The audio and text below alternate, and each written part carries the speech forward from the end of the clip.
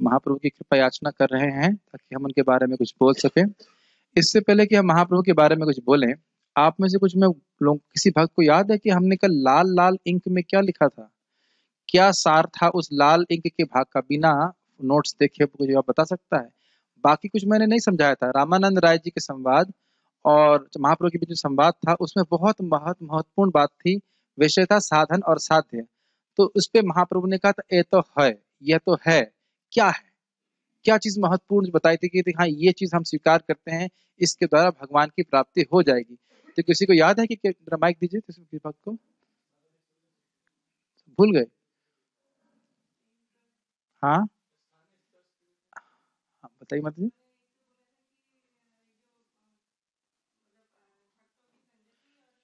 हाँ, अपने ही स्थान में व्यक्ति स्थित रह करके भगवान के बारे में विनीत भाव से श्रवण करे और धैर्य पूर्वक। दो बातें बोली थी, नम्रता से और बड़े विनीत, सॉरी, नम्रता से और धैर्य पूर्वक। ये नहीं कि आप आज कृष्ण कथा सुनना शुरू कर देंगे तो कल से कृष्ण स्मृत हो जाएंगे, ऐसा नहीं होता है।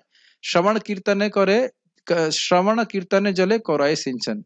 जिस प्रकार से लता के बीज होता है, आप पानी डालेंगे तुरंत तो नहीं उगता है, लेकिन आप नियमित रूप से डालते रहेंगे, धीरे धीरे करके अंकुर फूटता है, उसके बाद लता आगे बढ़ती है। समझ रहे हैं मेरी बात?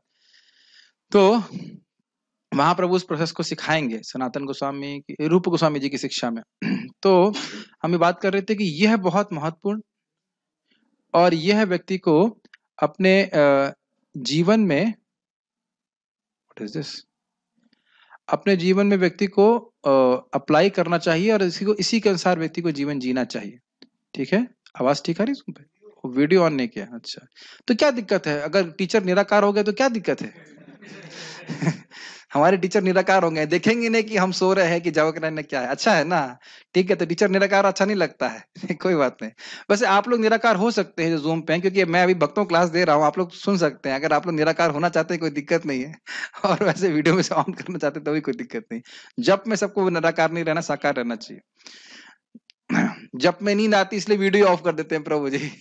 दिखता रहे कि हम, मैं एक चीज देखा कि ये जूम में जब करते हैं डिवोटीज, तो प्रॉक्सी लगाने का अच्छा तरीका है। आप वीडियो ऑफ कर दीजिए और म्यूट तो वैसे ही किया हुआ है, तो लगेगा हाँ भाई हम जब तो कर रहे हैं, प्रभु जी सोचेंगे हम जब तो कर रहे हैं, चाहे कुछ भी करते रहे। खैर जो भी है, कम से कम मैं खुश रहता हूँ भाई आ तो गया, सुबह उठा तो सही, कम से कम सुबह उठ करके बटन तो ऑन किया, इतना तो करने लगा, बाकी बाद में सो गया तो कुछ बात नहीं। अभी हम महाप्रभु की शिक्षा को आगे पढ़ते हैं। तो ये बहुत इंपॉर्टेंट है। भक्ति में सबसे इंपॉर्टेंट भक्ति है श्रवण की। ये आप लोग के बीच में कोई विरोध आ सकता है, प्रभु जी सबसे महत्वपूर्ण तो कीर्तन है। देखिए, सबसे महत्वपूर्ण है श्रवण और सबसे पावरफुल है कीर्तन। दो में अंतर समझ में आ रहा है? जब हम श्रवण नहीं करेंगे तो कीर्तन ही नहीं कर सकते। जैसे आज आप बोल रहे हो स्थाने सिता श्रुते गताम, तो नर्सरी में पढ़ाया गया था इसको, बीटेक में जरूर पढ़ाया गया होगा। तो यहाँ पे जब आप आकर श्रवण किए हैं तब बोल पा रहे हैं। और बोलने के लिए आपने क्या सुना? हाँ प्रभु जी कुछ तो बोले थे, लाल लाल में कुछ लिखे थे, क्या लिखे थे लाल में? हाँ वो, हाँ सामने, हाँ कहाँ, कौन से स्थान में स्थित रहना। ये आप फिर श्रवण अपने स्मरण करना पड़ेगा, तब हम बोल पाएंगे। क्या ये बातें समझ में आ रही हैं? कीर्तन में स्मरण निहित होता है, निहित मतलब बिल्ट इन होता है। आप आयुष प्रभु भगवद गीता के दूसरे अध्याय का 30वां श्लोक बताओ। मैं भी नहीं बता सकता, मुझे भी याद नहीं है, ऐसे नंबर करके याद नहीं है। तो अब अगर याद नहीं है तभी तो नहीं कीर्तन कर पा रहे भाई। अच्छा अपना नाम बताओ। कितना इजी है ना? विजय प्रभु का नाम क्या है? हाँ। तो आप समझ सकते हैं, इसको समझिए, कीर्तन मतलब उसमें स्मरण निहित होता है। बिना स्मरण किए आप कीर्तन, हम कीर्तन नहीं कर सकते। तो कीर्तन को सबसे महत्वपूर्ण इसलिए सबसे पावरफुल बोला जा रहा है क्योंकि उसमें आपका मन लगाना ही पड़ेगा, नहीं तो बोल ही नहीं सकते। Yes no? ठीक है, लेकिन श्रवण सबसे महत्वपूर्ण है कि श्रवण ही नहीं करेंगे तो कीर्तन क्या करेंगे? अपितु जगत में लोग गलत श्रवण कर रहे हैं, यही सबसे बड़ी प्रॉब्लम है कि उसकी वजह से गलत कीर्तन भी कर रहे हैं। ईश्वर निराकार है कहां से सुना? बचपन में माँ के गर्भ से तो नहीं सुन के आया है। उसको भी कोई धोखेबाज गुरु मिल गया होगा जो बोल रहा है कि ईश्वर निराकार है, तो वह भी गुरु बन करके ही बोल रहा है कि ईश्वर निराकार है।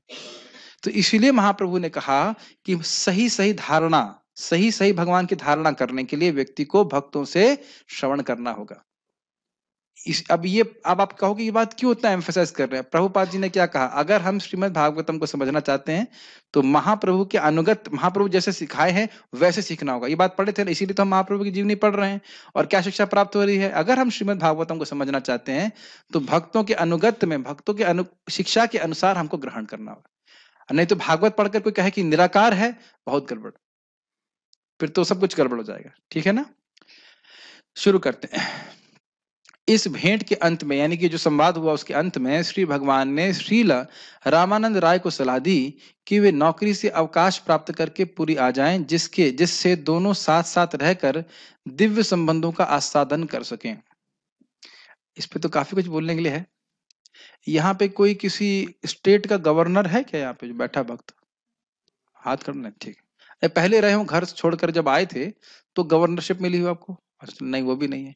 और जूम में कोई डिवोटी हो या जो यूट्यूब पे सुन रहे हैं या फेसबुक पे सुन रहे हैं, मैं नहीं समझता हूँ कि किसी स्टेट का गवर्नर मेरा प्रवचन सुन रहा है। इतना तो मुझे मेरा विश्वास है, ना तो सुन रहा है ना कोई सुनेगा।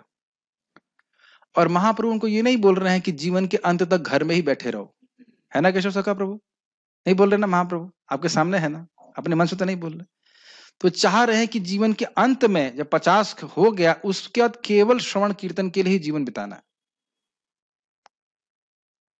तो एकदम स्पष्ट बोल रहे हैं कि आप आइए पुरी में और हम हरि कथा का श्रवण करेंगे।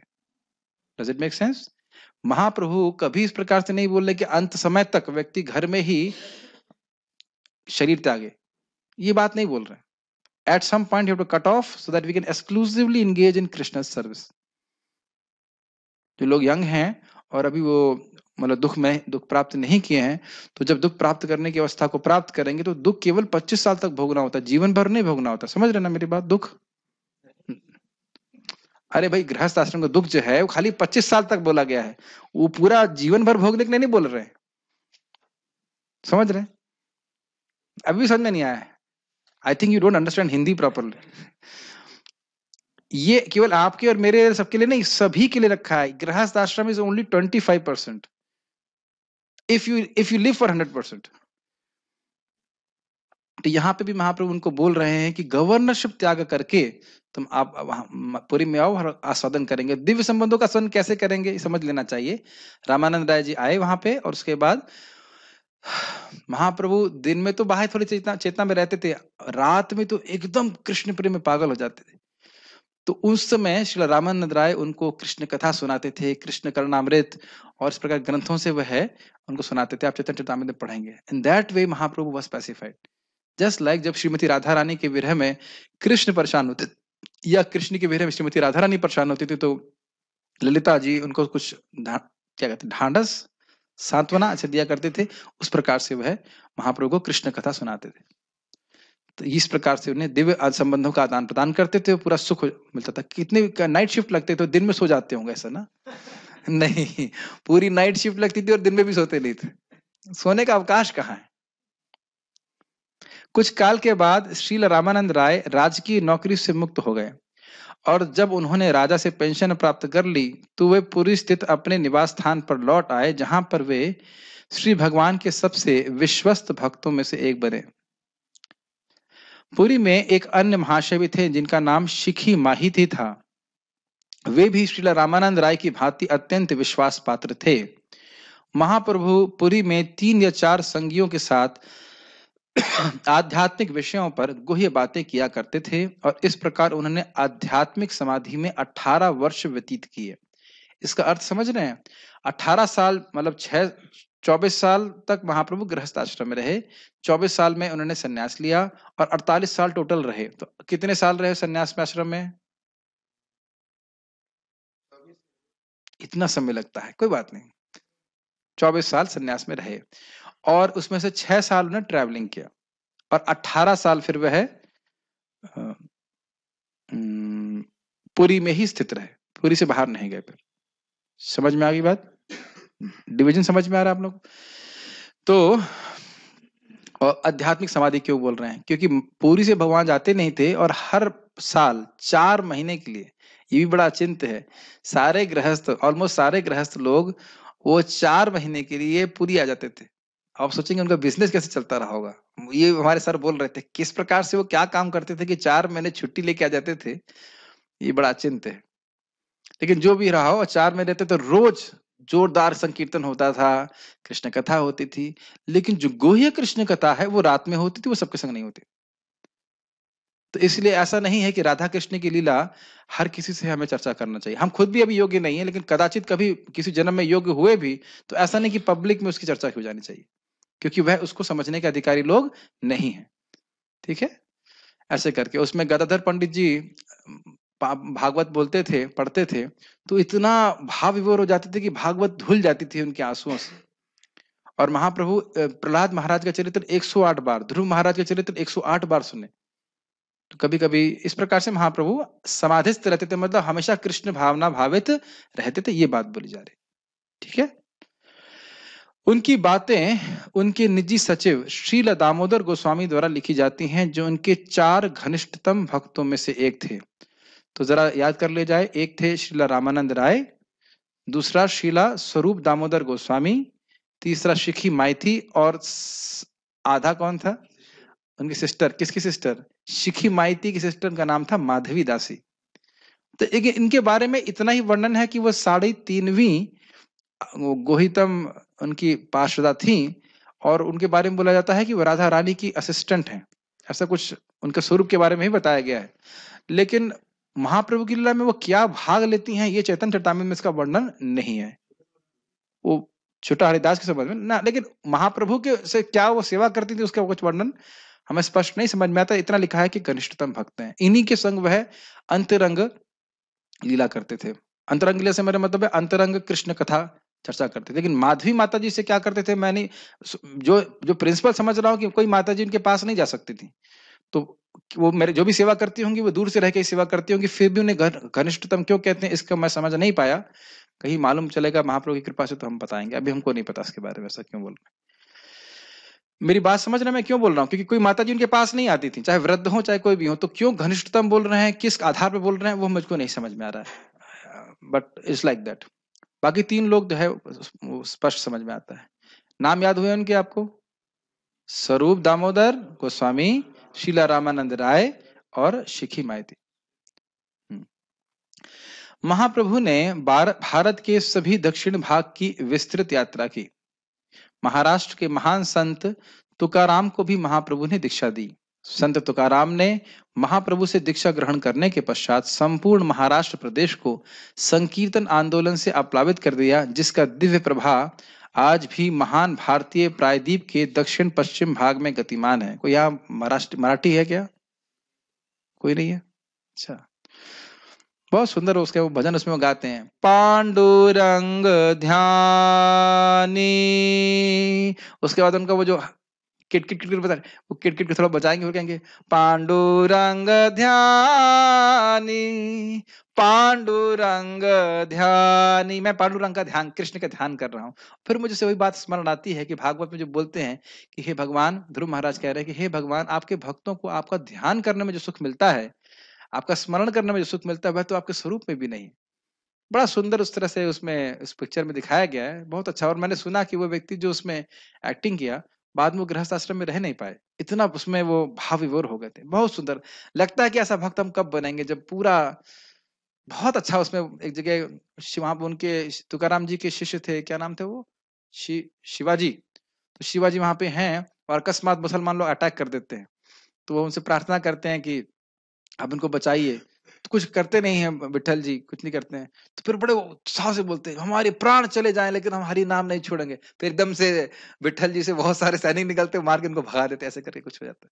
It's amazing how devotees have acted in that capacity. तो इस प्रकार के महान भक्त हुए शिष्य थे श्रीमान चैतन्य महाप्रभु के। बस एक मुझे डाउट होता है कि उन्हें हरे कृष्ण मंत्र क्यों नहीं प्रचारित किया। वो लोग जनरली गाते हैं राम कृष्ण हरि, बोलो राम कृष्ण हरि, लेकिन हरे कृष्ण मंत्र नहीं करते हैं, तो वो मुझे समझ में नहीं आता क्यों। बट वट एवर, कर ही डिक्लेयर मैंने कर दिया कि मैं ब्रह्मा जी नहीं हूं, तो मुझे सब कुछ समझ में नहीं आता है। But that's how. बट यहाँ प्रभुपाद बोल रहे हैं तो समझना चाहिए, उनके शिष्य इस प्रकार से थे। महाप्रभु ने दक्षिण भारत से 2 अत्यंत महत्वपूर्ण प्राचीन ग्रंथ ढूंढ निकाले। ये हैं ब्रह्म संहिता तथा श्री कृष्ण करणामृत, ये दोनों ग्रंथ भक्ति मार्ग के हर व्यक्ति के लिए प्रामाणिक हैं।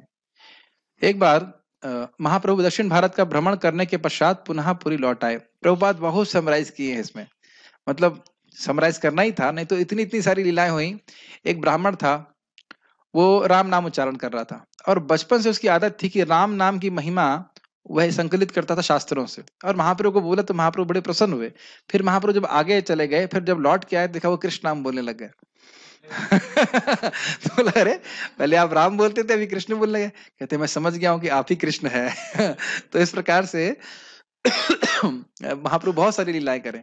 एक वासुदेव विप्र नाम का व्यक्ति था, उसको कोढ़ हो गया, कोढ़ ही था हाँ, और उसके शरीर में कीड़े हो गए थे, और वो इतना विरक्त था कि कीड़े गिर जाते थे तो कहता था, अरे यार मेरा शरीर तो किसी काम का नहीं है, कम से कम कीड़ों के काम आए, तो कीड़ों को उठा करके शरीर पे रख लेता था। कितना अद्भुत डिवोटी था वो। फिर महाप्रभु, जब उसने सुना कि महाप्रभु आए हैं पास के स्थान पे, तो वह उनसे मिलने गया, लेकिन जब तक वहां पहुंचता था महाप्रभु वहां से चल दिए। सोचिए आपकी, मान लो आपको मालूम चल जाए कि जस्ट मदन टेर पे या वटेवर यहीं पे कृष्ण साक्षात प्रकट हुए हैं, है ना, सबने उनको दर्शन प्राप्त किया, और वाकई फ्रॉड नहीं, वाकई। और आप भाग के बड़ी तीव्रता से जा रहे हो, हम तो मंगल आरती के लिए भी नहीं भागते, लेकिन जो भी है भाग करके जा रहे हैं, और इतने में कृष्ण डिसअपेयर कर जाते हैं, क्या लगेगा आपको? और ये होगा एक दिन, जिस दिन कृष्ण से दर्शन प्राप्त होगा, ऐसी आतुरता जरूर होगी, तभी कृष्ण का दर्शन प्राप्त होगा। तो महाप्रभु के बाद जब वहां पहुंचता है स्थान पर, महाप्रभु डिसअपेयर कर जाते हैं, वहां से गायब हो जाते हैं। वो एकदम पछाड़ खा के रोने लगता है। वो अपना कोढ़ ठीक कराने के लिए नहीं गया था कि मैं महाप्रभु के पास जाऊंगा तो मेरा कोढ़ ठीक हो जाएगा, नहीं, प्रेम था भगवान से। तो फिर महाप्रभु उसके सामने वापस प्रकट हो जाते हैं, कितना अद्भुत है। और फिर उसको आलिंगन कर लेते हैं, और उसका जो शरीर है एकदम गंधर्व की तरह एकदम चमकीला और सुंदर हो जाता है। और क्या कहता है, आपने मुझे ऐसा कर दिया, अब ये मुझे हृदय में अहंकार आ जाएगा। तो महाप्रभु का नहीं, अगर तुम निरंतर हरे कृष्णा कृष्णा कृष्णा हरे हरे, हरे राम राम राम हरे हरे, इसका उच्चारण करोगे तो कभी तुम्हारे हृदय में अहंकार नहीं आएगा। भक्ति भी अद्भुत है ना, कोढ़ हो गया कोई कंप्लेन नहीं है, सुंदर शरीर हो गया तो कंप्लेन कर रहे हैं। कि भगवान तो अजीब तरह से कार्य करते ही हैं, लेकिन भक्त भी कैसे सोचते हैं, सोचना बड़ा मुश्किल है कि नहीं। हमको एक पिंपल भी हो जाएगा तो सोचेंगे कहाँ क्रीम लेके आए, वो कुछ करें तो ठीक हो जाए, है कि नहीं। हर आदमी सोचता है शरीर जरा सा गड़बड़ हो जाए, और ये बिल्कुल अलग ही सोच रहे हैं। एनी हाउ, इस प्रकार के महान भक्त हुए। एक बार भक्त ने पूछा मेरे से, ये ब्रह्म संहिता प्रमाणिक है, कैसे जाने? हमने कहा, जिनका वर्णन कर रही है ब्रह्म संहिता कृष्ण का, वही महाप्रभु उसको प्रमाणिक मान रहे हैं, और कुछ प्रमाण चाहिए आपको? मेरी बात समझ में आई? कह रहे हैं कि ब्रह्म संहिता प्रमाणिक है कि नहीं, तो भाई ब्रह्म संहिता किसका वर्णन कर रही है? कि भगवान कृष्ण का, ब्रह्मा जी कर रहे हैं। वो कृष्ण कौन है? चैतन्य महाप्रभु। और चैतन्य महाप्रभु कह रहे हैं ये प्रमाणिक है, तो अब और कोई प्रमाण चाहिए? तो जिसको प्रमाण नहीं मानना है उसको सारे सारे प्रमाण रख देंगे तो वह भी नहीं मानेगा, और जिसको नहीं करना वो तो एक बार भी मान जाता है, हाँ बस सही बोल रहे। और इस संबंध में कृष्ण के, जहां तक बड़ा इंटरेस्टिंग पास्ट है, श्रील भक्ति सिद्धांत सरस्वती ठाकुर जी ने कहा कि भक्ति विनोद ठाकुर जी को पूछा कि हम कृष्ण करणामृत छाप सकते हैं? कहते हाँ, एक कॉपी अपने लिए। समझ में आया? एक प्रति आप छाप सकते हो केवल अपने लिए। मतलब इतना उच्च ग्रंथ है कि हर किसी को अधिकार नहीं है उसको पढ़ने का। नहीं समझ में आया? लेकिन महाप्रभु कृष्ण करणामृत और चंडीदास महान भक्त हुए, उनकी कविताओं को इन्हीं चार लोगों से, सॉरी 3 लोगों तो मान के चलिए, स्वरूप दामोदर गोस्वामी, रामानंद राय जी और सिक्की माइती, इनसे चर्चा करते थे। तो समझना चाहिए कि अधिकार के अनुसार चर्चा होती है। कृष्ण कथा में भी चर्चा का विभिन्न स्तर है, उसके अनुसार चर्चा होती है। ठीक है, ओके। आज हम लोग अब महाप्रभु को हम लोग साउथ इंडिया से लेके कहाँ गए हैं? पुरी में आ गए हैं। तो महाप्रभु का पुरी आगमन। एक मिनट, कोई चार्जिंग में लगाएंगे क्या इसको? चार्जर निकाल के लगा दीजिए। महाप्रभु के, हाँ, अब आप इससे पहले कि पुरी में लौट के आए, जरा आप अपने आप को उन भक्तों की स्थिति में लाने का प्रयास कीजिए। वह है क्या कहते हैं वो, आजकल कौन सी ऐप आती है लोकेशन ट्रैक करने वाली? Google maps. तो हाँ, जीपीएस के द्वारा महाप्रभु को ट्रैक नहीं कर रहे थे कि महाप्रभु उस समय कहाँ है। ये समझिए आप, आजकल की दुनिया में ना हम सोच भी नहीं सकते कि उस समय वो लोग किस प्रकार से वो सोचते होंगे या करते होंगे। तो अब महाप्रभु जब साउथ इंडिया से गए हैं, कहां तक पहुंच गए? महाराष्ट्र तक पहुंच गए। तो अब ये नहीं पता है भक्तों को, महाराज महाप्रभु बता के नहीं आए कि मैं कितने कब वापस आऊंगा। सी, क्या आप लोगों के जीवन में कभी ऐसा हुआ है कि जिससे आप बहुत प्रेम कर रहे हो, करते हो, किसी से प्रेम किया है जीवन में? पता नहीं किया होगा, हम तो सूखे आदमी हैं। तो जो किसी से बहुत प्रेम करते हो और उसकी आप बहुत प्रतीक्षा कर रहे हो, कभी हुआ ऐसा? You are waiting eagerly for a person whom you love। सब लोग चुप हैं, इसका मतलब समझ गए ना कि कोई किसी से प्रेम ही नहीं करते, सब सूखे। तो फिर ब्रह्मचारी बन जाओ, क्या दिक्कत है? जब प्रेम करना सीखा ही नहीं तो क्या गृहस्थी में जाओगे? तो पॉइंट इज दैट कि क्या ऐसा कभी जीवन में नहीं हुआ आप लोगों के साथ? Isn't it? और आप वेट कर रहे हैं वो आए, तो कितने दिन वेट करेंगे आप? दिन दिन भी वेट नहीं किए होंगे, कुछ घंटे वेट किए होंगे, है कि नहीं? और फिर भी लगता होगा कि इस समय में तुम आ ही जाएंगे, और आ भी जाते हैं। लेकिन 2 साल, कभी आप किसी से, कोई जा रहा हो, आप बोल रहा हूं मतलब आप मतलब मैं भी, कोई जा रहा हो और बेहोश हुए हो, ऐसा हुआ है? बेहोश हुए हैं? कभी नहीं। मैं एक बार बेहोश हुआ था, लेकिन उस वजह से नहीं हमारे एक वक्त एक्सीडेंट हुआ था, उसको हम बचाने के लिए गए थे, तो उसको उसका खून देख के मैं ही बेहोश हो गया मेरा हृदय बहुत कमजोर है इस मामले में, खून वो नहीं देख सकता मैं। हमने कहा मेरे को जाने का क्या फायदा हुआ। तो और कभी है मुझसे बेहोश नहीं हुआ। तो बेहोश होने का अब कैसे समझेंगे बताइए लीला, कैसे समझेंगे लीला जब वो प्रेम है ही नहीं? इसका मतलब नहीं कि सुने नहीं, लेकिन उस लीला में प्रवेश कैसे करेंगे? तो इस प्रकार से मैं क्यों बोल रहा हूं, जब महाप्रभु साउथ इंडिया के लिए जा रहे थे, सार्वभौम भट्टाचार्य से बहुत प्रेम करते थे कि नहीं? उनका पर्सनली व्यक्तिगत रूप से उद्धार किया, उनसे 7 दिन सहन किया, मायावाद भाषण सुना उनसे एक व्यक्ति का उद्धार करने के लिए महाप्रभु ने कितना भगवान साक्षात कितना समय दिए। और जब वो जा रहे हैं, सार्वभौम भट्टाचार्य जी बेहोश हो जाते हैं, पर महाप्रभु कुछ देखते भी नहीं इधर। तो सोचिए सार्वभौम भट्टाचार्य जी कितना आग्रह होगा उनका। और अभी बंगाल पहुंच जाइए, बंगाल में भी वो हर साल आते थे, और सोचते थे कि अरे अरे, तो अब महाप्रभु तो गए हुए हैं। मैं गलत बोल गया, 2 साल नहीं 6 साल महाप्रभु परिक्रमा कर रहे हैं। नहीं नहीं, सॉरी सॉरी, 2 साल गए साउथ इंडिया में, फिर वापस आए, फिर उसके बाद वृंदावन जाएंगे, परिक्रमा करेंगे, वृंदावन में भी आएंगे। तो टोटल इस प्रकार से यात्रा कर रहे थे, लेकिन 2 साल तो कैसे कटे होंगे आप कल्पना नहीं कर सकते। तो अब महाप्रभु जब आए हैं तो भक्त कितना खुश होंगे, यह भी हम कल्पना नहीं कर सकते। तो इसलिए फिर भी महाप्रभु का पूरी आगमन हम देखते हैं। महाप्रभु के पूरी लौटने पर उनके समस्त उत्सुक भक्तों को, इसी की व्याख्या कर रहा था, उत्सुक, व्हेन विल महाप्रभु कम, उत्सुक भक्तों को मानो जीवन दान मिल गया, और महाप्रभु वहां अपनी दिव्य अनुभूति की लीलाएं करते रहे थे। इसकी तो हम लोग कल्पना नहीं कर सकते। जैसे कि गोलोक में एक पेड़ है, और एक नहीं बहुत सारे पेड़ हैं, और कृष्ण, मान लीजिए ये पेड़ है, कृष्ण ऐसे जा रहे हैं और पेड़ के बिल्कुल थोड़ा पीछे चले गए बीच में, उतने विरह को भी ग्वाल बाल सहन नहीं कर पाते। ये है कृष्ण प्रेम। हम तो खाली इसका वर्णन कर सकते हैं, मेरे पास भी कोई इसका साक्षात्कार नहीं, लेकिन चमत्कृत हो जाता है। अब मेरी बात समझ पा रहे हैं इस बात को? एक कितना समय लगेगा एक पेड़ को क्रॉस करने के लिए? कुछ सेकंड्स।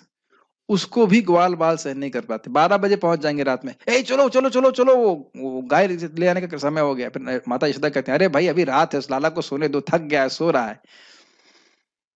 तो इस प्रकार की आसक्ति है भगवान कृष्ण से, जैसे हमारी प्राणों से आसक्ति, उससे भी अधिक आसक्ति भगवान की होती है। हम तो खाली बोल रहे हैं, लेकिन भक्त लोग इस प्रकार का अनुभव कर रहे हैं। इस अवधि की सबसे महत्वपूर्ण घटना थी महाप्रभु द्वारा राजा प्रताप रुद्र को आकर मिलने की अनुमति देना। राजा प्रताप रुद्र श्री भगवान के महान भक्त थे। ये सब बड़े सुंदर सुंदर लीलाएं हैं। मुझे याद है श्रीमान गौरांग प्रभु हमारे वाणी आश्रम में प्रवचन कर रहे थे उसके ऊपर, महाप्रभु का उद्धार। और उसमें इतना इतना सुंदर प्रवचन, जीवन का सबसे सुंदर प्रवचन मैं कहूंगा। 2.5 घंटा प्रवचन किया और हमको लगा मात्र आधा घंटा। इतना सुंदर प्रवचन किया, और इतना कॉमेडी है, बहुत सीरियस, कि महाप्रभु प्रताप रुद्र महाराज को बोलते हैं कि उनको बोला गया कि राजा आपसे मिलना चाहता है। सॉरी, सार्वभौम भट्टाचार्य जी आते कहते हैं कि मैं आपसे एक निवेदन करना चाहता हूं कि अगर आप उसे गुस्सा ना हो। तो कहते हैं कि क्या बात है, अगर उचित होगा तो मैं उसको पूर्ण करूंगा। मैंने कहा कि राजा मिलना चाहता है। राजा, उफ, वो राजा सुनकर के ही महाप्रभु बोलते हैं, विषयी, ये है, बस कभी नहीं मिल सकता, सन्यासी होकर के कभी राजा को मिलूंगा नहीं, बाह्य रूप से ऐसे दिखा रहे हैं। तो इस प्रकार से फिर बहुत वो अन्य विनय करते हैं।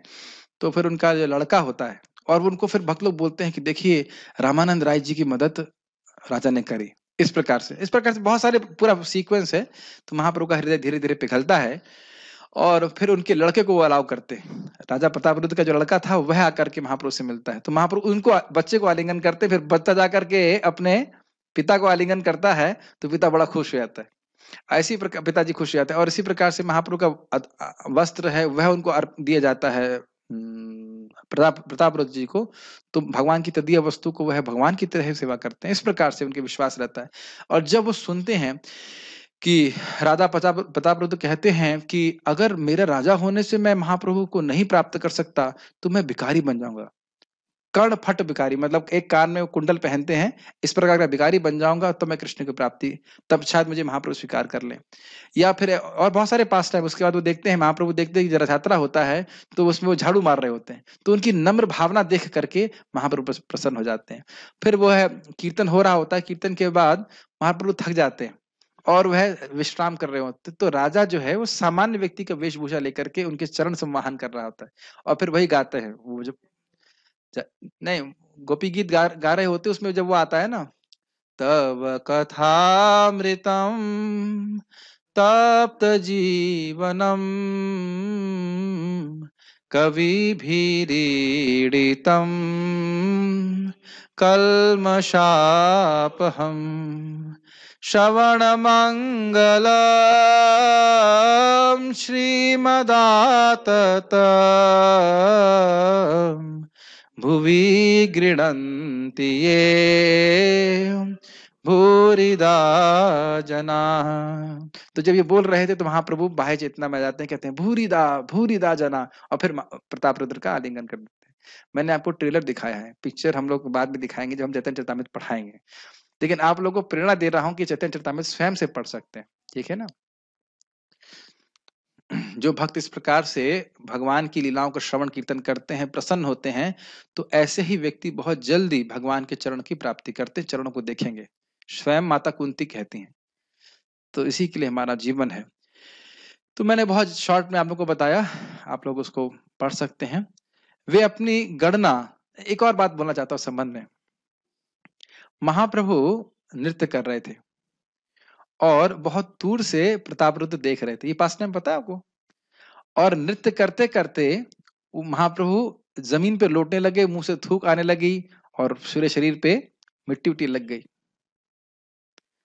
तो प्रताप रुद्र जी को डाउट हुआ कि भाई ये भगवान है, और खैर जो भी हो, फिर उसी रात जो है सपना आया उनको कि जगन्नाथ जी के, सपना जगन्नाथ जी हैं और जगन्नाथ जी के मुख से भी ऐसे सलाइवा निकला हुआ है, सलाइवा मतलब थूक निकल रहा है ऐसे करके, और वो थूक समझते हो अष्ट सात्विक विकार के कारण निकल रहा था। तो उनको बड़ा आश्चर्य होता है, उसी सपने में देख रहे हैं जगन्नाथ जी निकल रहे हैं, और उसके बाद वह जगन्नाथ जी को स्पर्श करना चाहते हैं, तो जगन्नाथ जी कहते हैं नहीं नहीं नहीं मुझे स्पर्श मत करो, मैं पवित्र नहीं हूं, मैं शुद्ध नहीं हूं। और फिर एकदम से जगन्नाथ जी से महाप्रभु बाहर आते हैं और कहते हैं ये तो ठीक नहीं है, मतलब जो जगन्नाथ जी बोलते हैं वही बातें बोलते हैं कि आप तो राजा हो, आप तो बहुत अच्छे हो, आपको मेरा स्पर्श नहीं करना चाहिए, यह तो ठीक नहीं है, ऐ तो ना है, ऐसे करके बहुत। अब देखिए जब उसकी बंगाली पढ़ेंगे ना, इतना स्वीट है, ऐ तो ठीक बात नहीं है। तब उनको समझ में आ गया कि नहीं, यह तो साक्षात परब्रह्म भगवान श्री कृष्ण है। तो इसलिए महाप्रभु की लीला समझना बहुत मुश्किल है।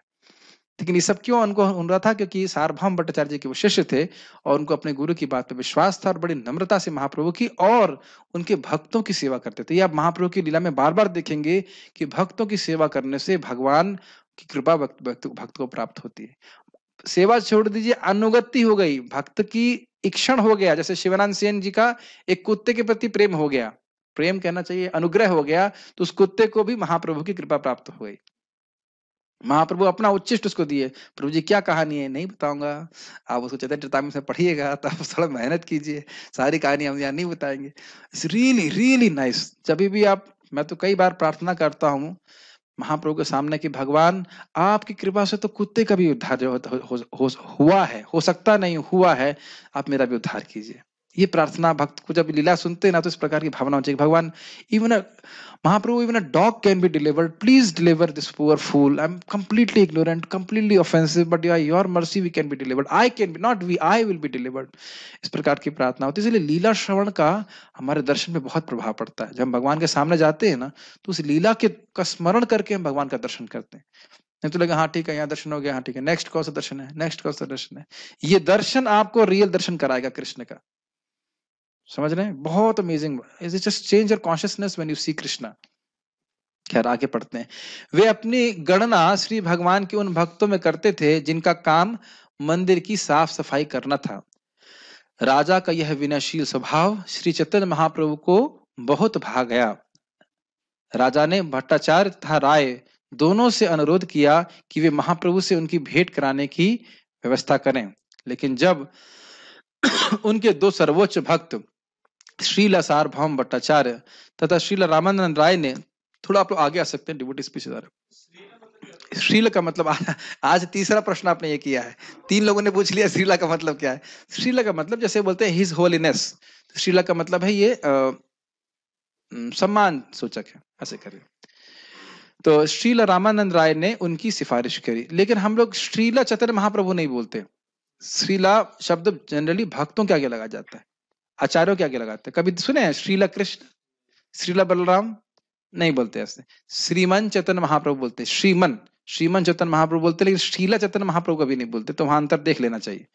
लेकिन नित्यानंद प्रभु भी हैं विष्णु तत्व, लेकिन उनको भक्त जब वो थे तो बोलते थे श्रीपाद या गोसाई। महाप्रभु को भी गोसाई करके बोलते थे कि वो सन्यासी के रूप में कार्य कर रहे हैं। लेकिन यहाँ पे जब भी आप चैतन्य चरितामृत पढ़ेंगे या हम लोग प्रभुपाद महाप्रभु को एड्रेस करेंगे, तो श्रीमन चैतन्य महाप्रभु और श्रील नित्यानंद प्रभु बोलते हैं।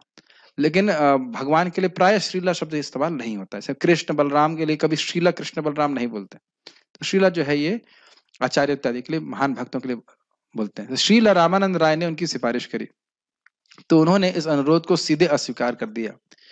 महाप्रभु का कहना था कि सन्यासी के लिए सांसारिक अर्थ प्रिय पुरुषों तथा स्त्रियों के घनिष्ठ संपर्क में आना खतरनाक है। महाप्रभु एक आदर्श सन्यासी थे। कोई भी स्त्री उन्हें नमस्कार करने हेतु भी उनके पास नहीं जा सकती थी।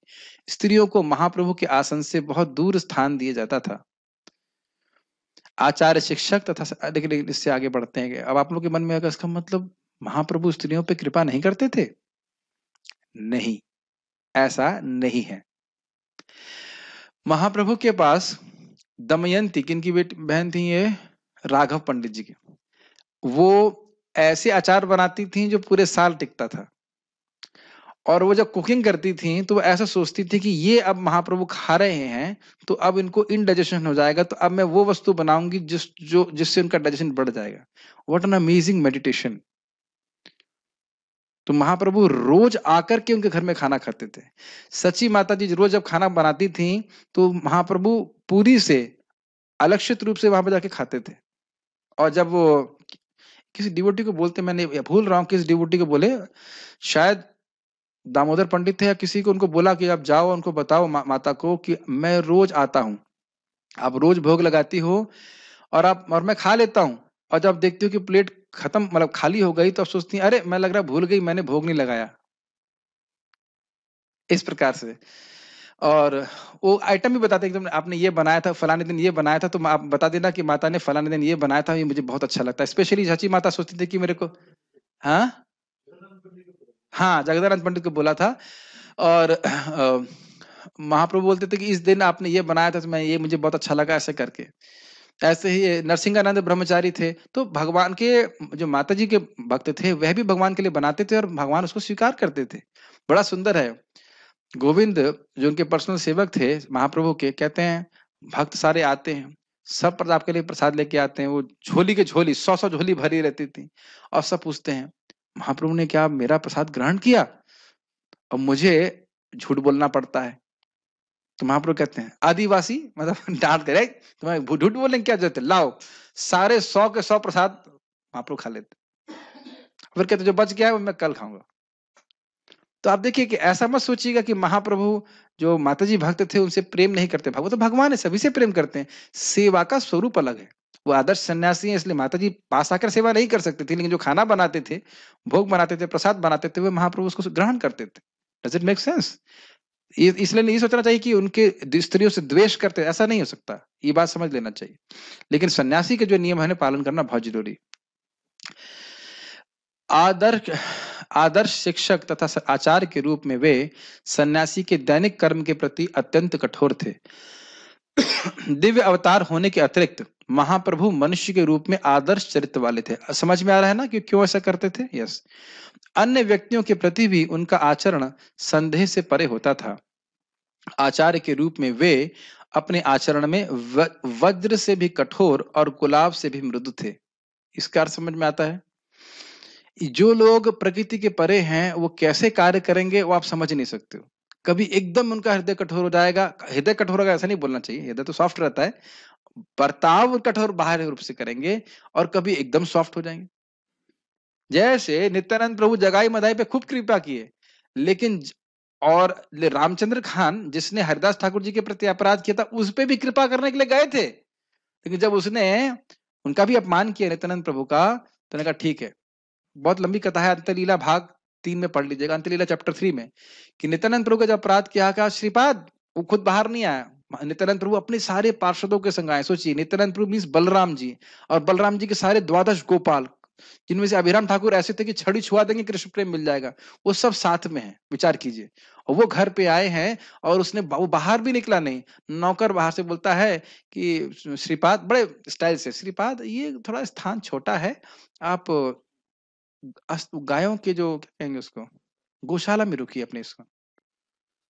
तो नित्यानंद प्रभु फिर हंसने लगे, समझ गया कि अपराधी है। बोले हाँ, ये स्थान तो उन लोगों के लिए है जो गाय काटेंगे।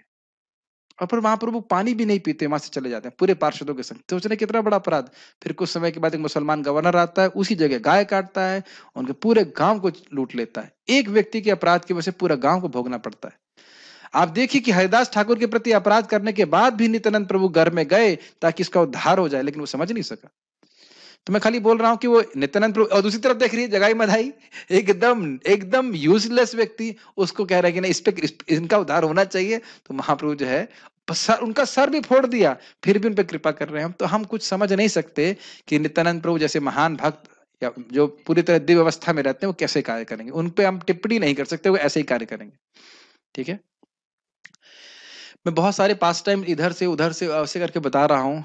मुझे लग रहा है कि पूरी बात समझ में नहीं आ रही होगी शायद, लेकिन जो लोग थोड़ा थोड़ा पास टाइम जानते हैं वो समझ पा रहे होंगे मैं क्या कह रहा हूँ। अब हम लोग कल से प्रयास करेंगे शुरू करने के लिए चैतन्य चरितामृत, सो सीक्वेंशियली विल रीड।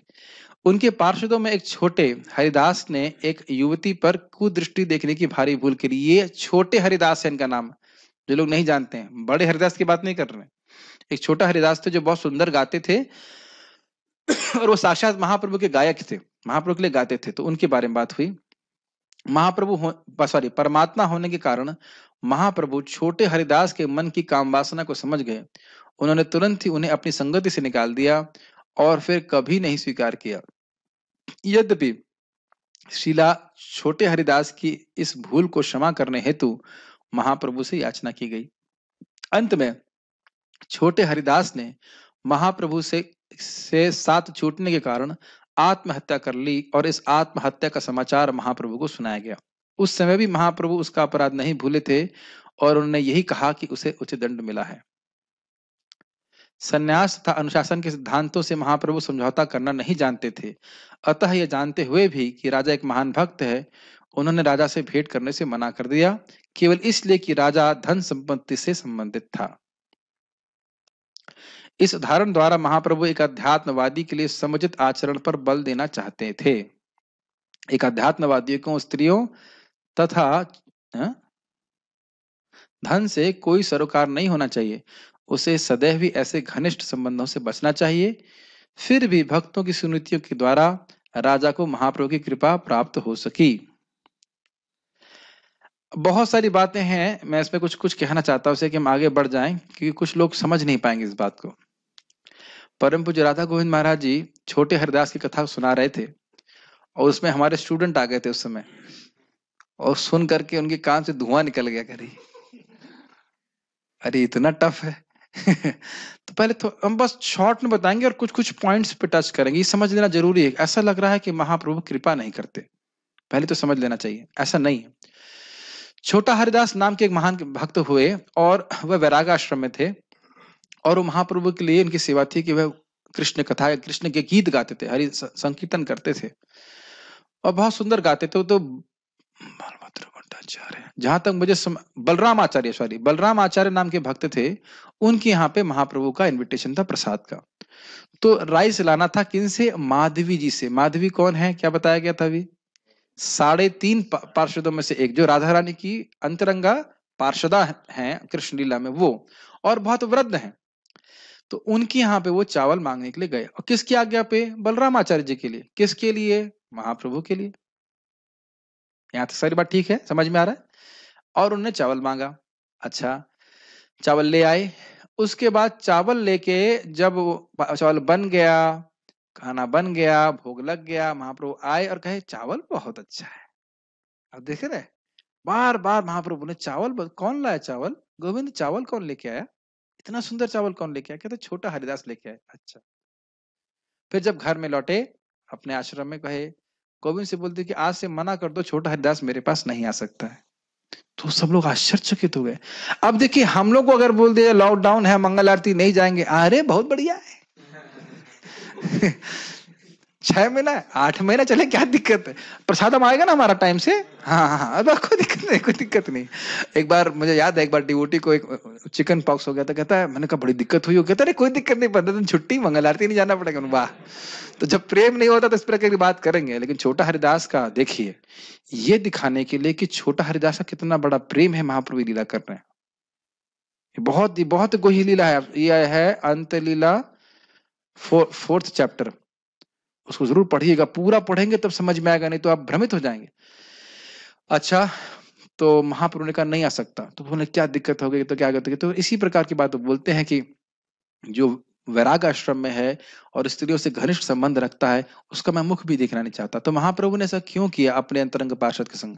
यह कुछ क्लियर नहीं है चैतन्य चरितामृत के वर्णन से कि कोई उन्हें कुदृष्टि डाली कि नहीं डाली। समझ रहे हैं मेरी बात? कुछ लोग बोलते हैं नहीं, माधवी देवी तो वृद्धा थी, उनके पीछे कोई यंग स्त्री खड़ी थी, लेकिन चैतन्य चरितामृत में ऐसा कोई वर्णन नहीं है। एटलीस्ट मैं तो ना पढ़ा हूं ना समझ पा रहा हूं।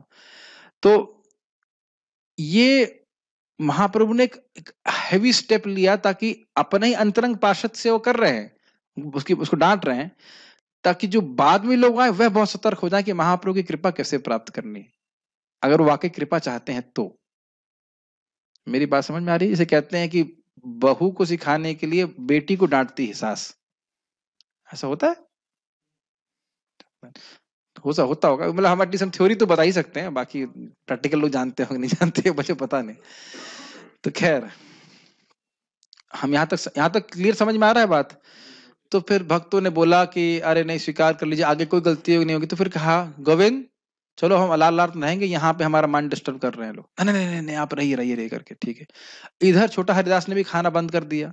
तो भक्तों ने कहा देखो अभी महाप्रभु गुस्सा है, आगे जाकर अभी तुम भी इस प्रकार से हट करोगे तो उनका क्रोध बढ़ जाएगा, तो तुम जो है अपना हट छोड़ दो। तो खैर उसने खाना पीना शुरू कर दिया, लेकिन अब जब काफी समय बीतने लगा, महाप्रभु से नहीं रुष्ट ही रहे, तो फिर वह इलाहाबाद चला गया। इलाहाबाद जाकर संगम में उसने आत्महत्या कर ली। तो उसके बाद वो न्यूज कुछ समय के बाद इनको मालूम चली महाप्रभु को, तब महाप्रभु ही बोलते हैं अच्छा है जो उसने काम किया उसके लिए यही परिणाम है। लेकिन देखिए फिर क्या होता है। महाप्रभु जब इधर समुद्र में स्नान करने के लिए जाते हैं, तो भक्त लोग कई बार देखते हैं उसमें कि कोई व्यक्ति गा रहा है। तो लोग सोचे कि यह, और उनको छोटा हरिदास की आवाज ही सुनाई पड़ती थी। तो कुछ लोग कहते हैं, मीमांसा करते हैं कि जरूर वह मर गया है तो भूत बन गया होगा। लेकिन वहां पे स्वरूप दामोदर गोस्वामी जी का कथन है, आजन्म कृष्ण सेवन और कृष्ण कीर्तन, उसने जीवन भर कृष्ण की सेवा करी है, कृष्ण का कीर्तन नाम संकीर्तन किया है, और क्षेत्रेर मरण, 3 चीजें हैं। और मैं जहां तक मुझे आ रहा है 5 चीजें थी, 3 याद आ रही है, भी अपनी मेमोरी से बोल रहा हूं। कृष्ण का कीर्तन किया है, कृष्ण की सेवा करी है, और क्षेत्र में शरीर त्यागा है, तो उसकी दुर्गति नहीं हो सकती। तो बाद में भक्तों को मालूम चलता है किस प्रकार से कि वो श्रीमन चैतन्य महाप्रभु के लिए उनकी नित्य सेवा में चले गए। तो बाह्य रूप से क्या लग रहा है कि वो है रिजेक्ट कर रहे हैं उसको, लेकिन महाप्रभु ने अंततो गत्वा उनको स्वीकार किया। तो प्रभुपाद उसमें बहुत अच्छे से समझाते हैं कि ये शिक्षा ग्रहण करनी चाहिए कि भक्त का कदाचित पतन भी हो जाए तो भी वो कृष्ण की कृपा से उनके चरणों की प्राप्ति करता है। तो अब समझ में आया, ऐसा नहीं कि महाप्रभु उसे रिजेक्ट कर रहे, लेकिन हाँ ये जरूर था कि महाप्रभु आदर्श स्थापित करना चाहते थे। तो जब भक्तों ने सुना ये लीला तो प्रभुपाद जी से बोले, प्रभु जी प्रभुपाद हमारा तो कोई चांस ही नहीं है इस प्रकार से, और अगर आप इतने स्ट्रिक्ट हो जाएंगे तो प्रभुपाद कहते हैं I am not that strict फिर तो किसी के लिए कोई चांस ही नहीं रहेगा। लेकिन इसका मतलब ये नहीं है कि हम लोग गलत आचरण करें, ऐसी बात नहीं है, बट इसे समझना चाहिए कि महाप्रभु की कृपा हम प्राप्त करना चाहते हैं तो हमारा आचरण अच्छा होना चाहिए, तभी कृपा प्राप्त हो पाएगी। ठीक है, तो ये सब बातें सब इसलिए बताई गई कि महाप्रभु चाहते थे ये बात बताने के लिए कि जो जो सन्यासी हैं उनको भोगों में प्रवृत्त लोगों का संग नहीं करना चाहिए। उनकी उसके बारे में बोलते हैं, श्लोक है पारम परम जिगमिशोर भवसागरस्य क्या निष्किंचनम भगवद भजनोन्मुखस्य पारम परम जिगमिशोर भवसागरस्य संदर्शनम विषयिनाम अथ योषिताम च हा हंत हंत विषभक्षणतोप्य साधु। तो कह रहे हैं निष्किंचनम भगवद भजनोन्मुखस्य, जो निष्किंचन होना चाहते हैं, भगवान के भजन में उन्मुख होना चाहते हैं, निष्किंचनस्य भगवद भजनोन्मुखस्य पारम परम विश्व जिगमिशोर भवसागरस्य, जो इस भवसागर के पार भगवान के धाम जाना चाहते हैं, तो कहते हैं संदर्श नाम विषयी नाम अथयोषिताम च, यानी कि जो विषयी हैं, जो भोगी हैं और जो स्त्री संग में आसक्त हैं, या स्त्रियों पे अगर कोई व्यक्ति कुदृष्टि डाल रहा है, भोग की दृष्टि डाल रहा है, तो कह रहे हैं कि हा हंत हंत विष भक्षण तो पिसाधु, वह जानबूझ करके विष खा रहा है। मुझे पता नहीं श्लोक कोट करना चाहिए था कि नहीं, लेकिन सिद्धांत ये है। हम भले ही उस सिद्धांत के एकदम सिद्धांत आसमान में और मैं जमीन पे हूं, लेकिन कम से कम दृष्टि तो कम से कम आसमान में होनी चाहिए, कि दृष्टि भी जमीन पे होनी चाहिए। मुझे पता है कि बहुत लोग डिप्रेस हो गए श्लोक सुन करके तो हमारा तो कोई चांस ही नहीं है इसीलिए आप आसमान पे बिना देख सके तो श्रील प्रभुपाद जी के चरणों में देखिए कि हमारा यही बात है। स्टैंडर्ड ये है, मेरी कोई योग्यता नहीं है भगवान, लेकिन आपके चरणों में देख रहा हूं, आपके चरणों की कृपा होगी तो मैं उस स्टैंडर्ड तक पहुंच सकूंगा। दीने अधिक कृपा करे गौर भगवान, जो दीन है अपने को समझता है कि मैं योग्य नहीं हूं, उन पे अधिक कृपा होती है भगवान की। लेकिन इससे जरूर हमें शिक्षा प्राप्त करनी चाहिए कि अगर हम भोग के दृश्यों को ग्रहण करेंगे तो जहर ग्रहण करने जैसा है और हमारी भक्ति में कठिनाई आएगी। ये सभी के ऊपर सिद्धांत लागू होता है।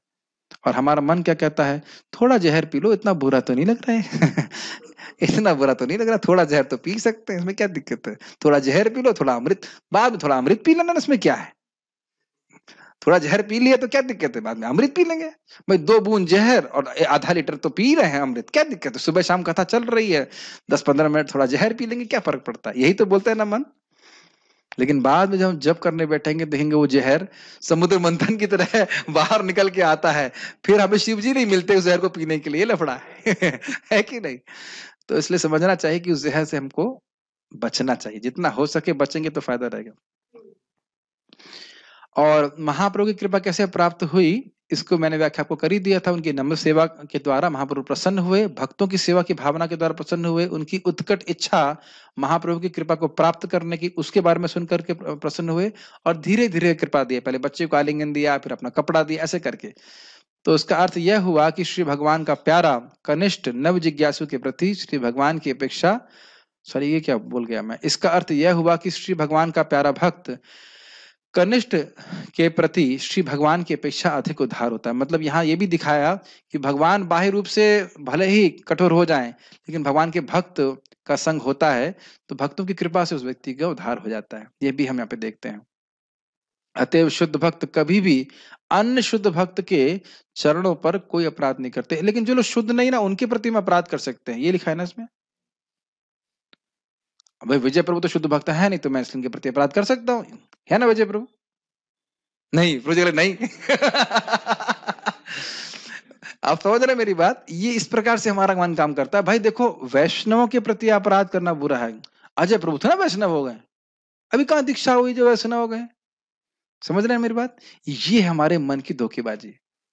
महाप्रभु क्या कह रहे हैं, जिसने एक भी कृष्ण नाम लिया वो भी वैष्णव है, उसका भी सम्मान करना चाहिए। ये बात ने श्रवण करके ही धीरे धीरे प्रगति होगी। ऐसा नहीं कि मैंने आपको बोल दिया तो मैं अपराध करना बंद कर दूंगा, या आपने सुन लिया तो अपराध करना बंद कर देंगे। लेकिन अपराध करेंगे तो याद तो रहेगा, अरे भाई हमने अपराध किया है। श्रवण नहीं करेंगे तो पता ही नहीं चलेगा कि हम अपराध कर रहे हैं कि नहीं कर रहे। इसीलिए ये बहुत इंपॉर्टेंट है। भक्ति में भक्ति करना आसान है, अपराध से बचना मुश्किल है। और अपराध से बचेंगे तो स्पीड बहुत तेज हो जाएगी। अपराध से बचेंगे तो रूप गोस्वामी बोलते हैं जो 5 साधन है ना, नाम संकीर्तन, धामवास, श्री विग्रह सेवन, भक्तों का संग और भागवत का श्रवण। थोड़ा स्वल्पोपि अभी संबंध हो, थोड़ा सा भी असंबंध होगा, सद्धियाम भाव जन्मने। अगर सद्धी व्यक्ति है, अपराध से रहित व्यक्ति है, तो भाव की प्राप्ति हो जाएगी। तो नहीं हो रहा है मतलब अपराध कर रहे हैं। तो एक एक अपराध को धीरे धीरे समझना चाहिए, उससे बचना चाहिए, तब हम भक्ति में प्रगति कर पाएंगे। तो यहाँ पे देख रहे हैं कि शुद्ध भक्त किसी भी भक्त के प्रति अपराध नहीं करते हैं, ये सिद्धांत है। तो आप कहेंगे कि आप सीख गए हैं प्रभु जी। ना, मैं भी नहीं सीख रहा हूं, मैं भी आप ही लोग संग सीख ही रहा हूं कि हमें अपराध नहीं करना चाहिए, बचना चाहिए। श्री भगवान के चरण कमलों के प्रति किया गया अपराध कभी कभी दयालु श्री भगवान के द्वारा क्षमा कर दिया जाता है, लेकिन भक्त के चरणों में किया गया अपराध उस व्यक्ति के लिए अत्यंत घातक सिद्ध होता है जो भक्ति के मार्ग पर वास्तव में अग्रसर होना चाहता है। मतलब जो वास्तव में नहीं होना चाहता वो जो चाहे कुछ भी करे, लेकिन जो वास्तव में प्रगति करना चाहता है वो वैष्णव अपराध से बहुत बचेगा। कई बार सुनेंगे। और उसके बाद महाप्रभु के भक्त किस प्रकार से आते हैं उसकी चर्चा हम लोग भगवान श्रीमान चैतन्य महाप्रभु ने चाहा तो हम कल कर पाएंगे। कोई अगर किसी का प्रश्न है तो मैं देख लेता हूँ। इस प्रभु प्रभु जी के पास माइक दे सकते हैं, आप बोलिए, मैं रिपीट कर दूंगा। पहले मैं इधर प्रश्न देख लेता हूँ। तो वक्त पूछ रहे हैं कि आपने तुकाराम पिक्चर देखने के लिए बोला था, कौन सी देखें? जो 1937 में बनी थी वो वाली। अभी नए वाले का कितने भक्त हैं मुझे नहीं पता, पुरानी वाली आप देख सकते हैं, जो 1937 वाली वो देख सकते हैं। और क्या प्रश्न है? देखो पिक्चर देखने की बोला है तो वो आगे जरूर याद है। नहीं खैर ये जब भी करते उसके बाद क्या है? चैतन्य महाप्रभु ने दिया, ये बाद में आया। हरे कृष्ण महामंत्र, हाँ ये अच्छा प्रश्न है। हरे कृष्ण मंत्र चैतन्य महाप्रभु ने दिया या बाद में आया? चैतन्य चरितामृत में महाप्रभु ने कहीं भी महामंत्र नहीं कहा है, लेकिन चैतन्य भागवत में स्पष्ट रूप से कहा है। उसके बाद ईश्वरपुरी पाद, हम लोग उसको कोट डिस्कस कर चुके हैं। ईश्वरपुरी पाद से महाप्रभु ने पूछा कि किबा मंत्र दिला गोसाई, किबा तार बल, जपिते जपिते मोई होइले पागल। आपने कौन सा मंत्र दे दिया कि मैं पूरा पागल ही हो गया जपते जपते? तो महाप्रभु ईश्वरपुरी पाद ने कहा बहुत अच्छा बहुत अच्छा। फिर बोलते हैं कि हरि नाम महामंत्र एते प्रभाव, जय जपे कृष्ण प्रति उपजाए भाव। तो वहां समझ लेना चाहिए कि हरि नाम महामंत्र हरे कृष्ण महामंत्र ही है। और ऐसे बहुत सारे प्रमाण हमने जबर टॉक में पोस्ट किए हुए हैं, जहां अनंत संहिता से और अग्नि पुराण से शिव जी बोल रहे हैं, सब लोग बोल रहे हैं स्पष्ट रूप से कि हरे कृष्ण मंत्र किस प्रकार से वह है। हरे कृष्ण कृष्ण कृष्ण हरे हरे, हरे राम राम राम हरे हरे। और चैतन्य भागवत में भी बताया गया, इसमें कोई डाउट नहीं है। और अगर अभी भी डाउट है तो करना बंद कर दीजिए, कुछ और मंत्र ले लीजिए, ठीक है। पंच तत्व में बताए कि एक तत्व कौन है, स्वरूप तत्व कौन है, अवतार तत्व कौन है, शक्ति तत्व कौन है। इसके लिए हम चैतन्य चरितामृत शुरू कर रहे हैं कल से सुबह के समय, सुबह 3 से 4 नहीं सॉरी 8 से 9। अगर अब मैं समय के अनुसार मैं करूंगा तो उसमें आइए तो सब समझाएंगे। तो ये सब बड़े बड़े प्रश्नों के लिए थोड़ा समय निकाल के देना पड़ेगा। जरूरी नहीं कि 8 से 9 में कंटिन्यू करेंगे, मे भी हम शाम को भी कर सकते हैं, बट शुरुआत ऐसे कर रहे हैं। छोटा हरिदास वेट कर सकते थे पर उन्होंने सुसाइड क्यों कर लिया? अरे आप बताए नहीं ना, आपने, आप बता देते तो नहीं करते। अरे भाई एक सिंपल सी बात है, यहाँ लोग गर्लफ्रेंड के लिए सुसाइड कर लेते हैं, उनको तो नहीं बोलते हैं कि आप वेट कर लो, है कि नहीं? कर लेते कि नहीं? और क्या एक ही गर्ल, भाई चैतन्य महाप्रभु तो अकेले हैं और तो कोई दूसरा भगवान है नहीं, गर्लफ्रेंड तो दूसरी भी हो सकती है। आप ऐसा प्रश्न कर रहे हो तो मुझे ऐसा उत्तर देना पड़ रहा है। लेकिन उसके लिए सुसाइड कर लेता है क्यों? तुम्हारे बिना मैं जी नहीं सकता, और मर के भूत बन जाता है वो, है कि नहीं? तो कितना प्रेम वह श्रीमन चैतन्य महाप्रभु से करते हैं, हम उसकी कल्पना नहीं कर सकते। अभी सांस बंद कर लीजिए, जितना कठिनाई होगी 2 मिनट के बाद, उससे भी अधिक कठिनाई पीड़ा हो रही होगी छोटा हरिदास को, हम कल्पना नहीं कर सकते प्रभु। कृष्ण प्रेम जिसको मिलता है वह जब कृष्ण के लिए कोई भी सेवा करता है तो उसे असीमित सुख मिलता है। हम लोग कल्पना नहीं कर सकते कि उस सेवा छूट जाने का कितना दुख हुआ होगा छोटा हरिदास को। It is impossible for us to imagine, इसलिए बोल रहे ना वेट कर सकते। कैसे वेट कर लेते बताइए? हम बता ही रहे ना कि एक क्षण के लिए कृष्ण अगर पीछे चले जाते हैं, पेड़ के सहन नहीं कर पाते, एक साल कैसे रहे होंगे छोटा हरिदास जी। ठीक है ना? तो ये उनकी उस लीला में मेरे ख्याल से थोड़े नए हैं इसलिए शायद नहीं समझ पा रहे हैं, लेकिन ये, और मैं बहुत पुराना हूँ फिर भी नहीं समझ पा रहा हूँ। लेकिन just it's so difficult to understand this pastimes. Mahaprabhu की लीला समझना इतना आसान नहीं है। मेरा एक मन कर रहा है लीला बताने का, वो बता देता हूँ इसी बात पे। महाप्रभु नृत्य करके आते हैं और थक गए होते हैं, और रोज ही करते थे ऐसा। तो उसके बाद गोविंद उनके जो पर्सनल सेवक थे, वो उनके चरण संवाहन का मतलब चरण दबाते थे। उसके बाद महाप्रभु रेस्ट करते थे 45 मिनट्स, और फिर जब वो रेस्ट कर रहे थे तब गोविंद प्रसाद लेते थे। तो उस दिन महाप्रभु जानबूझ करके अपने भक्तों की महिमा समझाने के जानबूझ के दरवाजे पे लेट गए। दरवाजे पे कौन लेटे हैं? कौन है वो? साक्षात परब्रह्म भगवान श्री कृष्ण। गोविंद ये बात जानते हैं। तो क्या अब मुझे इनका चरण संवाहन करना है, अब मैं क्या करूं? अब जरा उस लीला में प्रवेश कीजिए। साक्षात भगवान कृष्ण चैतन्य महाप्रभु वहां पे हैं। तो कहा ठीक है, एक अपने जो उत्तरी होती है वह उत्तरी महाप्रभु पे के श्री विग्रह पे रखी और उसको क्रॉस कर गए, भगवान को टाप दिए। भगवान जो त्रिविक्रम वामन पूरा जगत टाप दिए, उनको कितना बड़ा अपराध है। ये है अपराध, आप भगवान को टाप नहीं सकते। भगवान टापना समझ रहे हैं, लेटे हुए भगवान के ऊपर आप क्रॉस कर जाए, समान व्यक्ति पे भी क्रॉस करने का अपराध होता है, बहुत बड़ा अपराध है। इनकंसीवेबल, कर ही नहीं सकता कोई भक्त, कर लिया। जब संवाहन मतलब हो गया, जब महाप्रभु की नींद टूटी, बोले आप प्रसाद लेने के लिए नहीं गए? कहते नहीं, आप इधर लेटे हुए थे। तो उन्होंने कहा जैसे आप आए थे वैसे बाहर चले जाते। तो गोविंद उसके बाद कुछ बोले नहीं। आप बहुत ध्यानपूर्वक पास टाइम पढ़िएगा, कुछ बोले नहीं। फिर कृष्णदास कविराज गोस्वामी कहते हैं कि उनके मन में क्या चल रहा था कि मैं अपनी आपकी सेवा के लिए नरक जाने के लिए भी तैयार हूं। मैं जान रहा हूं कि यह अपराध था, मैं आपके ऊपर टाप रहा था, टापना समझते ना, लांग रहा था भगवान के ऊपर, यह अपराध है। तो मैं अपनी आपकी सेवा के लिए नरक जाने के लिए भी तैयार हूं, लेकिन अपनी इंद्रिय तृप्ति के लिए मैं थोड़ा सा भी प्रयास करने से भी डरता हूं। हमारी चेतना देखिए, हम लोग इंद्रिय तृप्ति के लिए नरक जाने के लिए भी तैयार हैं लेकिन भगवान की सेवा थोड़ा सा भी करने में बहुत डर, ये तो बहुत सेवा हो जाएगी। ये बदात्मा की स्थिति है बुरा गलत तो नहीं बोल रहा हूं ना। पाप करते हैं, हम जानते हैं कि पाप करके नरक जाएंगे, लेकिन कोई दिक्कत नहीं, जाएंगे, देखा जाएगा ऐसा करके। तो यहाँ कितना प्रेम दिख रहा है। तो अभी महाप्रभु लीला क्यों कर रहे हैं? प्लीज वापस उसी लीला में जाइए। गोविंद ने कुछ नहीं बोला, गोविंद ने ये भाव भी नहीं अपना व्यक्त किया कि मैं नरक जा सकता हूं, कोई डायलॉग नहीं बोला, कुछ नहीं बोला। लेकिन इसको कृष्णदास कविराज गोस्वामी समझा रहे हैं। So this is all to exemplify the devotees. छोटा हरिदास के प्रेम को दिखाने के लिए, प्रदर्शित करने के लिए महाप्रभु ने लीला करी कि कितना भक्त उनसे प्रेम करते हैं, कुछ भी हो जाए। एग्जाम्पल दिया था कि चातक, आपने सुना था, चातक केवल बादल से पानी लेता है। कभी कभी बादल उस पे वज्र वज्र बोलते हैं, क्या बोलते हैं उसको, बिजली का थंडरस्टॉर्म, वो मार देगा, फिर भी वो उधर ही देखता है, वहीं से चल चाहता है। यहां तक महाराज समझा रहे थे कि जहां तक नीचे गिरता है, मान लो गंगा जी में भी गिरेगा तो उल्टा गिरता है कि गंगा जी का पानी उसके मुख में ना चला जाए। यह उसकी अनन्यता है। तो इस प्रकार का अनन्य भक्त थे छोटा हरिदास। शरीर छोड़ दिया लेकिन महाप्रभु के प्रति अनन्य भाव नहीं त्यागा उन्हें। ऐसा नहीं कि सोचना है महाप्रभु ने छोड़ दिया चलो मैं दूसरा स्वामी ढूंढ लूं। It doesn't work like that.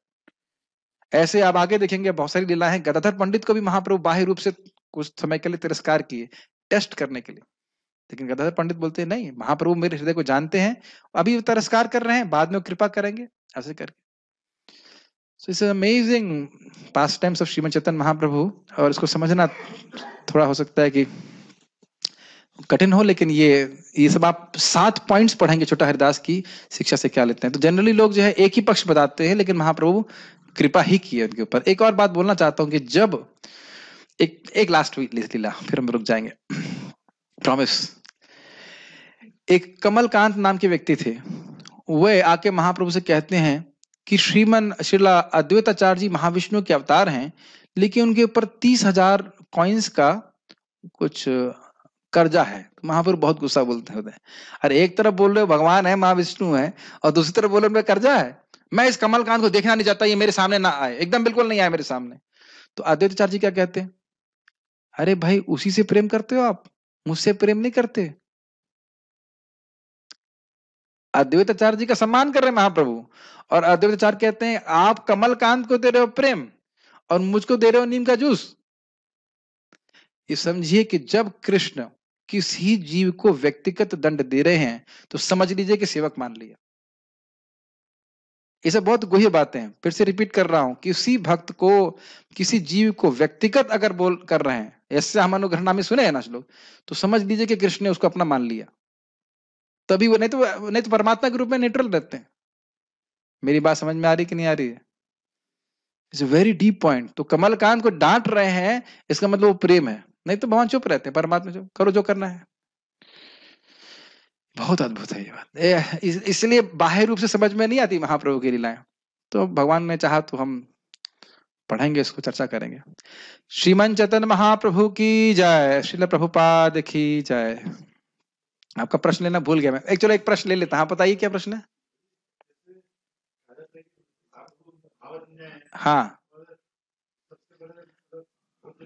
हाँ हाँ, महाप्रभु कृपालु हैं, यस, हाँ हाँ, ये प्रभु जी पूछ रहे हैं कि ऐसा लग रहा है कि महाप्रभु तो महावदन्या है बोलते हैं, लेकिन जब लीला सुनते हैं तो लगता है बहुत स्ट्रिक्ट है। इसीलिए लीला को पूरा ठीक से पढ़ना पड़ेगा। आप अगर ये पूरा पढ़ेंगे पास टाइम, तो ये दिखाता है कि महाप्रभु अपने भक्तों के प्रेम को प्रदर्शित करने के लिए उनको ऐसी स्थिति में डालते हैं। जैसे आप कहेंगे भाई भगवान कृष्ण तो सर्वशक्तिशाली हैं, तो उनके भक्त पांडवों को इतना कष्ट क्यों आया? तो अपने भक्तों को प्रेम को प्रदर्शित करने के लिए जगत में भगवान इस प्रकार की लीला करते हैं। अगर ऐसा नहीं करते तो क्या कभी किसी को मालूम चलता कि छोटा हरिदास कितने महान भक्त हुए? नहीं पता चलता ना। तो इसलिए भगवान ऐसा कार्य करते, या लीला, कार्य नहीं कहना चाहिए, लीला करते हैं। ये लीला है, लेकिन अदरवाइज भगवान चैतन्य महाप्रभु हमेशा कृपा करते हैं। ठीक है, इसमें कोई डाउट नहीं है। धीरे धीरे पढ़ेंगे समझेंगे तो थोड़ा थोड़ा समझ में आता है।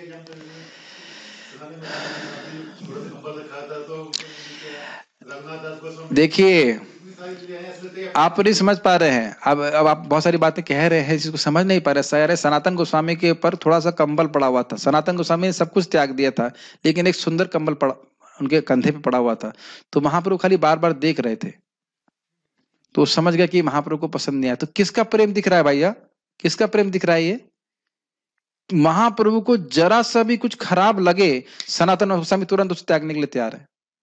ये महाप्रभु के प्रति सनातन गोस्वामी का प्रेम दिख रहा है।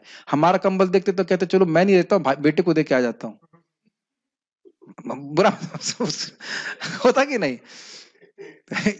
या आजकल ऐसे हम देख रहे हैं कि बहुत अलग अलग हेयर स्टाइल रख रहे हैं लोग बाग। महाप्रभु ने कहा ये क्या है, शौर कर्म कराओ, उसका शौर समझते हैं, मतलब शेविंग कराओ।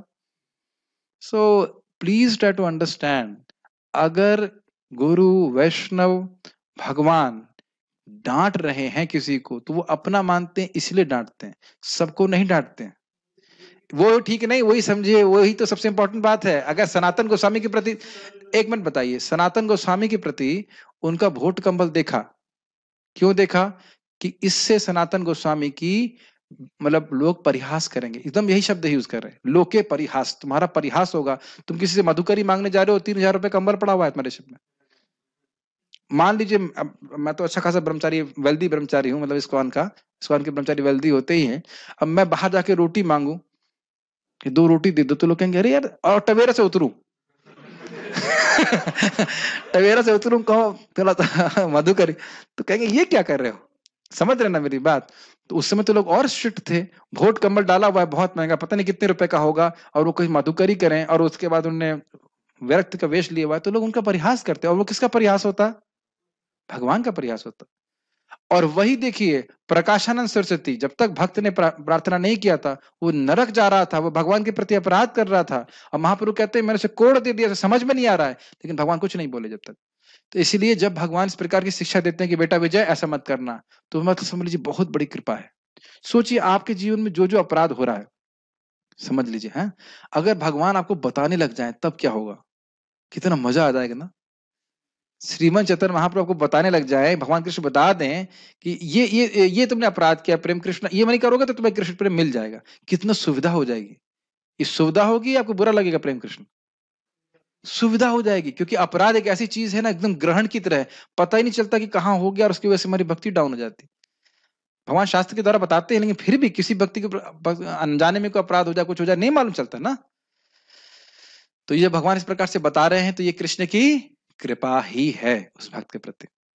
थोड़ा समझने में आ जाएगा, समझ में, घबराइए मत, सेवा करते रहिए अच्छे से आप, ठीक है? श्रील प्रभुपाद की जय। गौर प्रेमानंद।